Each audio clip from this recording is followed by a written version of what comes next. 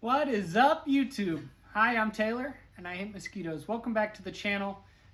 Today we are continuing the In for Service series of this CX500 1979 Honda. So we got a couple things done off camera, so I'm going to go ahead and show you that. But in the meantime, go ahead and hit like, subscribe, and leave a comment. Let us know how I'm doing. Super thankful for you guys for subscribing and tuning into the content. So, all right. Goal for today is to get a parts list going and get the wiring hooked up, or the battery hooked up, to let us know if we're getting spark. If we've got spark, then we'll go ahead and order the carb kits when we're ordering the rest of the missing hardware needed. So, all right, let's get into it. Okay, so off camera, I went ahead, I raised the headlight bucket back up a little bit. Just needed it with the tank. That's the whole reason why the tank is on there. I wanted a nice even line there. I think that looks nice. Went ahead and straightened out the handlebars as well. When I was taking this side off, because if you remember, it was at an angle like that. So when I was loosening that, this bottom bolt snapped. So went ahead and replaced that. Luckily I had one here in the shop that I could use. Extracted the broken part out of the back half here and replaced that. Moved the left handlebar control back up the bar a little bit and unscrunched this grip. We're going to get new grips anyway. I'm kind of thinking leather, which I'll get into that in a second. Something else that you'll notice, all the tank bolts are missing. So there's rubber buffer piece that goes on back here underneath. I think it fits through the tank itself, if I'm not mistaken. And then the bolt with a big built-in washer goes on there. And then that will secure that in the back. We are missing the bolt on the other side as well. As for the rest of the hardware, we're missing the two seat bolts that hold the seat on. So we're going to go ahead and replace those as well. A couple other pieces. We have 4 bolts. I think this is the radiator shroud back behind here. Or 4 nuts rather, that hold this on and secure. So we're missing the nuts on the bottom 2. We're missing them on the top 2 as well, on either side. Let me get that around where you can see it. So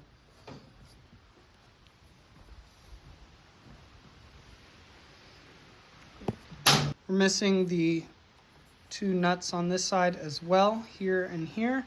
And then as you can see, this side is also missing that threaded rod that threads all the way through this frame brace and into the motor head, just to secure that. So we're going to be replacing all of those, and the seat bolts and the tank bolts. We should be good there. Something else that I accomplished, this little bracket here to the left, right in here. You can kind of see it in there. If we can get the camera around. So part of the carb housing is broken. Luckily, there was still enough thread in here that I could thread a bolt in. Found that in the shop as well, so lucked out there. So that allows the throttle cables to actually be secure, which is great. So with those throttle cables attached now, that means once we figure out the spark situation, we should be able to go ahead and test fire the bike just to see what happens. I think there's a little bit of residual fuel in the carbs there, so we're going to see what happens. But in the meantime, let's go ahead and get the spark situated. Forgot to mention, I also painted the battery box flat black.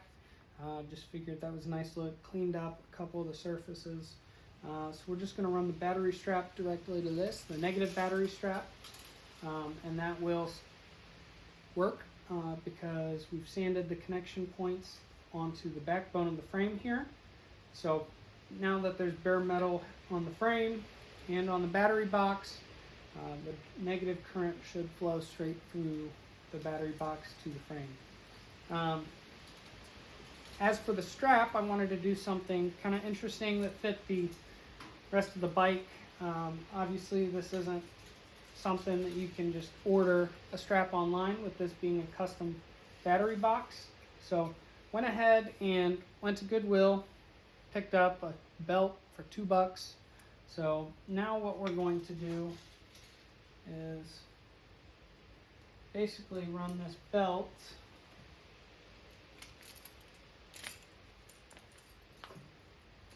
all the way through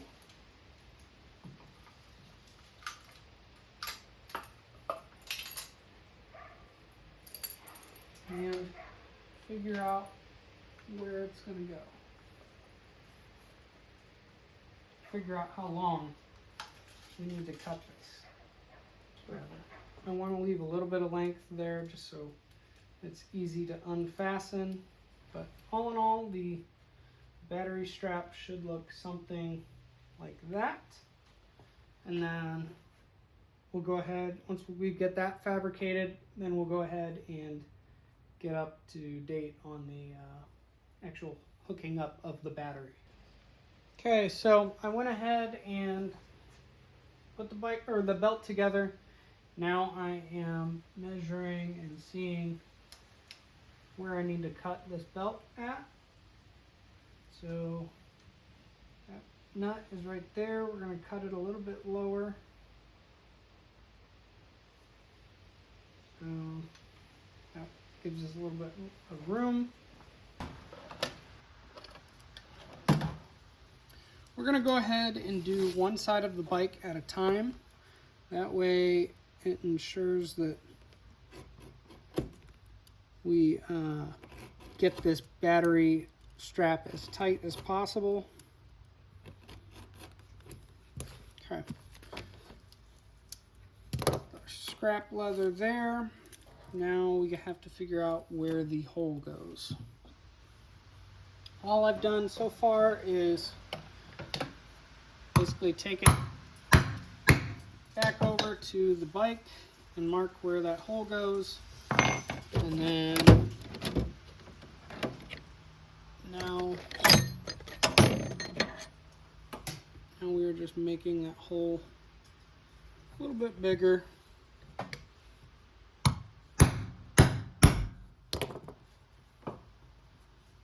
Gonna hit it from the other side as well.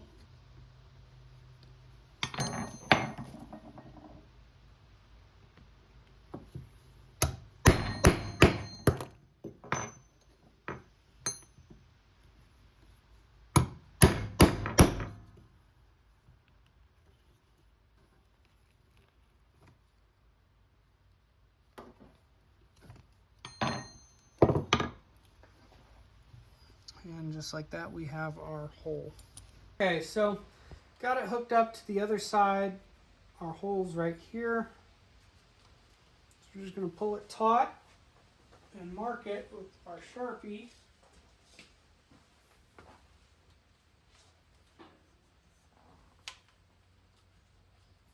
Somewhere, let's see, right about in here. Now we can just go ahead and undo this half of the belt. And I'm just going to go ahead and cut this, and then we'll be back to pick up the hole.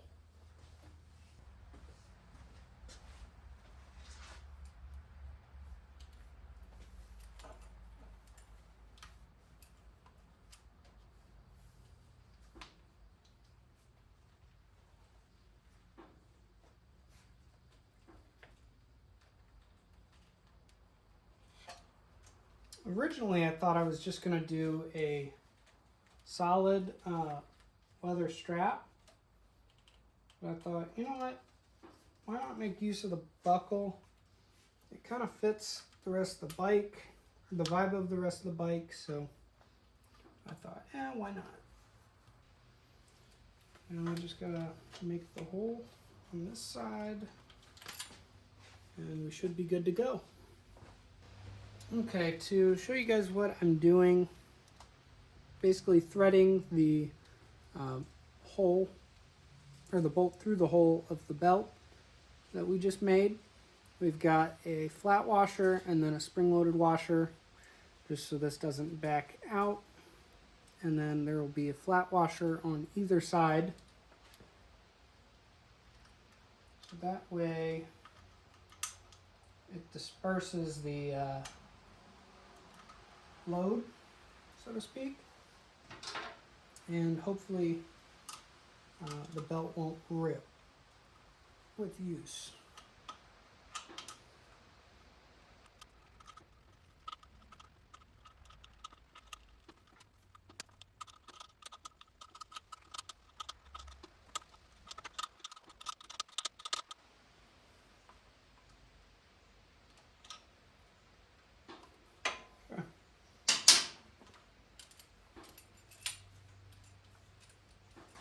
And then you just fasten the belt just like you would when you're putting on your pants. Okay. That's not going to go anywhere. Battery's not going to go anywhere. We're good.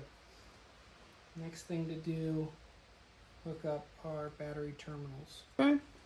So we know we need about yay much.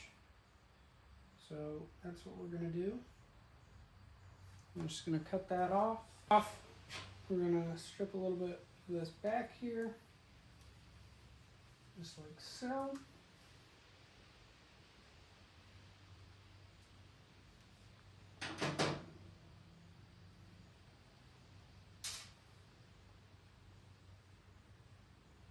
Stick that in there. So now, there's a right and a wrong way to crimp something. So if you look in there and you see the split, you want your little upward part here to be on the back side of that.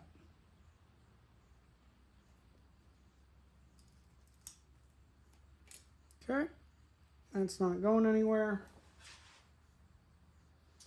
Now, before we do the other side, we're going to cut a couple pieces of shrink wrap just to make that look a little bit cleaner.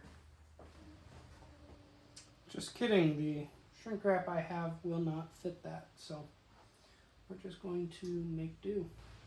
Okay, that's all done. Now we have to back that bolt out to connect that there.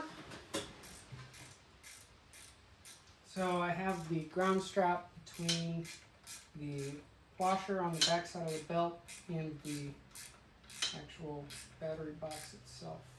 These are the bolts that came with the battery, with some spacers and whatnot.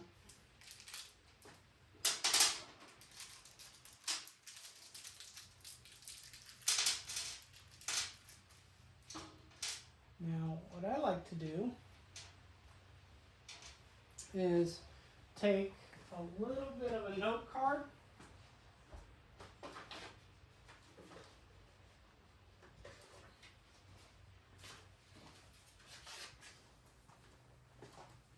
I'll just take a little bit of a note card and fold it up a couple times.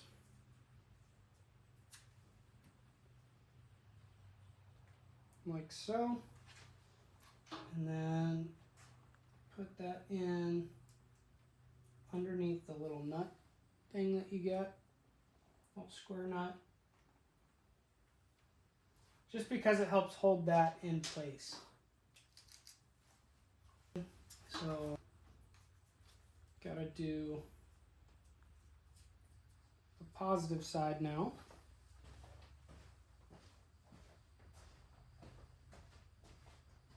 Gonna get this opened up and can toss the garbage We have the positive and negative again here. So we're going to just hook up one side at a time.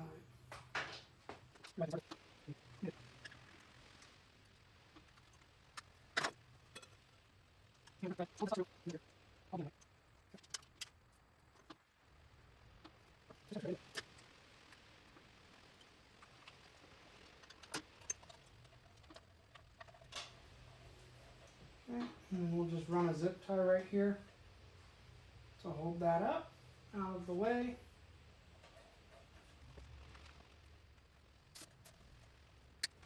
Okay, as of right now, we have the battery hooked up. Everything should be good to go. I'm gonna get the tools put up a little bit and then see what happens when we turn the key on. Hopefully we get lights at the very least. So, hopefully you can see over here, but ignition is on, no light. So that's not good. Now, I did buy this battery a while ago, so let's see if it has any juice at all. And then we'll figure out what to do from there. So battery's at 12.38. It's a little bit low, but we should be getting lights. That's the weird thing. So for the heck of it, we're going to see if we can't get a ground anywhere else.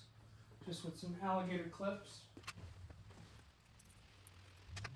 So we're going to hook this up to the motor.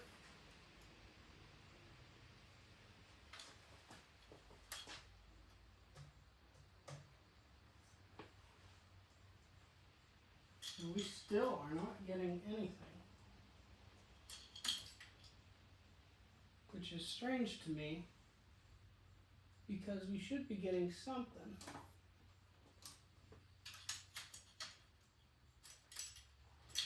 And we aren't. I highly recommend that you do not do this.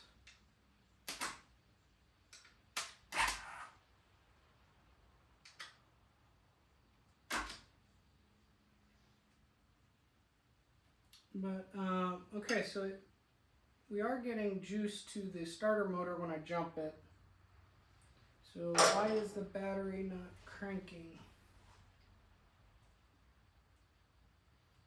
This thing should be cranking. And it is not.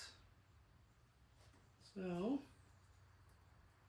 if we trace the wires back, see if the fuse is shot.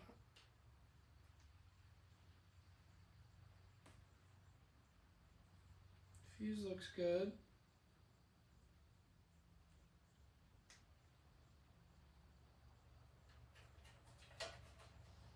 Alright, I'm going to sit here and brainstorm a moment, and then I'll get back with you guys when I figure out what's going on. Because that should...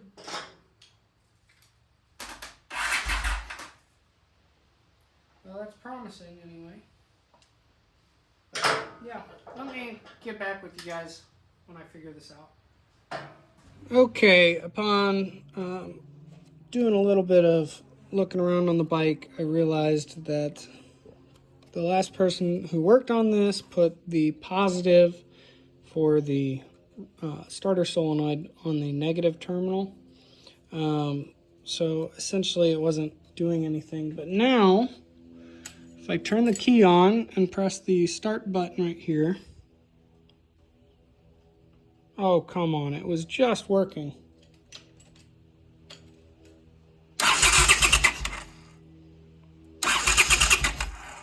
So that tells me that the key is a little weird, but we are getting power to the starter now, which is good. So next thing to do is pull the plugs and see if we're getting any spark there.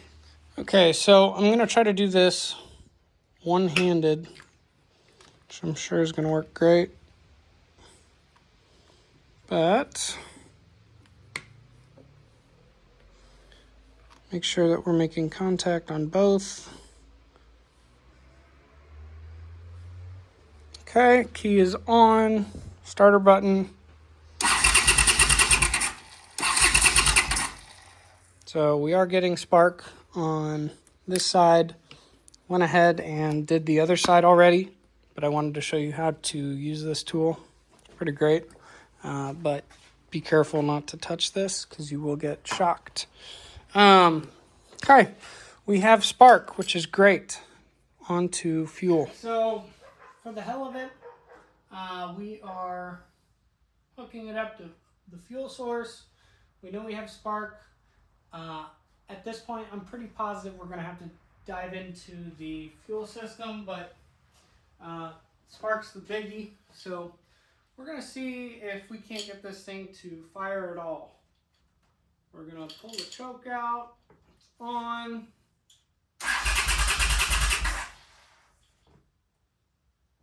Okay, we aren't leaking any fuel, which is good. Let's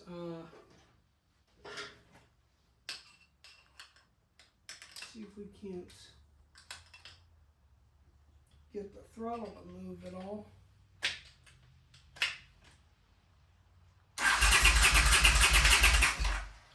It's wanting to go.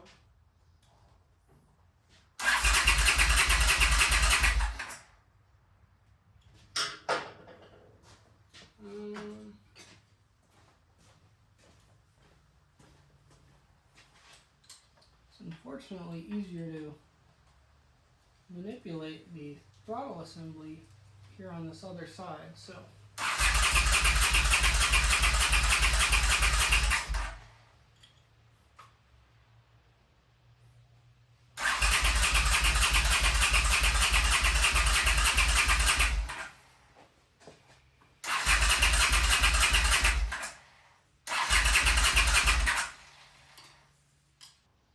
so the choke is pretty much useless just because it's cable actuated, but it's this is not working real well.